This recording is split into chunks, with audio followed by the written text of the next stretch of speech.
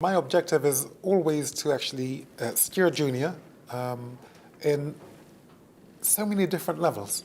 And, you know, with what was happening, I could see that there was no sense in going to his head anymore, so I said. Because he was winning anyway. Yes. And so, you know, to stop a fighter who can absorb punishment to the head, the best thing to do is to go downstairs. So it is really about winning at the end of the day, isn't it? Because if you hadn't been in such a strong position, then you wouldn't have given that piece of advice. Of course. You know, as a father, as a trainer, as a mentor, he wants me to win.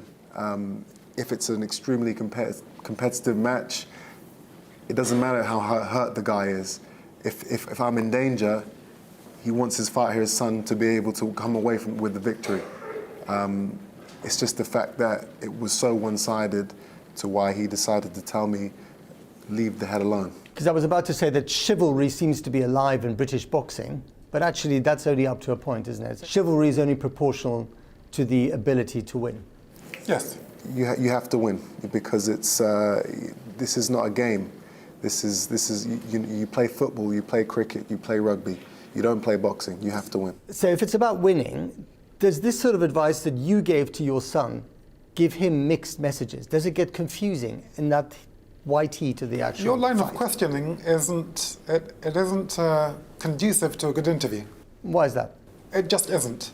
It's not going anywhere. You're asking me this is What's wrong with that line of questioning? it's unfair. Well, why is it unfair? Because the objective is to actually score your points. I mean, if anything, I will tell you, if anything, you know, the view I have, which is a rule of thumb, this fight wasn't an exception in that I gave him this advice. It's a rule of thumb. If you don't need to actually land shots to the head, then don't. It was a command I gave him in telling him to go to the body. A command.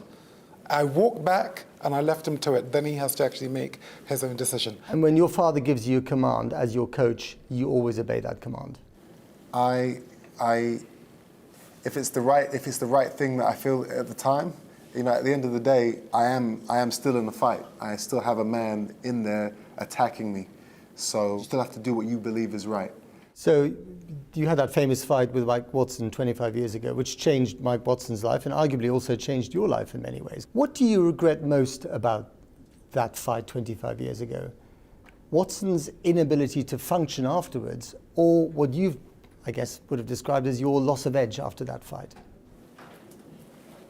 I regret it happening. This is a human being, a man with a mother, a man with a life in front of him. Life, you know, the most magical of all things.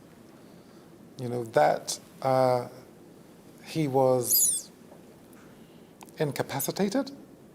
You know, this is not, you know, that's not what this is about for us. If you had the choice of having Nick Blackmore in perfect health, he didn't have to have an induced coma, or holding onto your belt, which would it be? That's not a fair question. I'm not going to answer that question. This is my career. This is my life. I'm in there to do a job. I don't wish any harm on anybody outside of the ring, and I wish him a full recovery.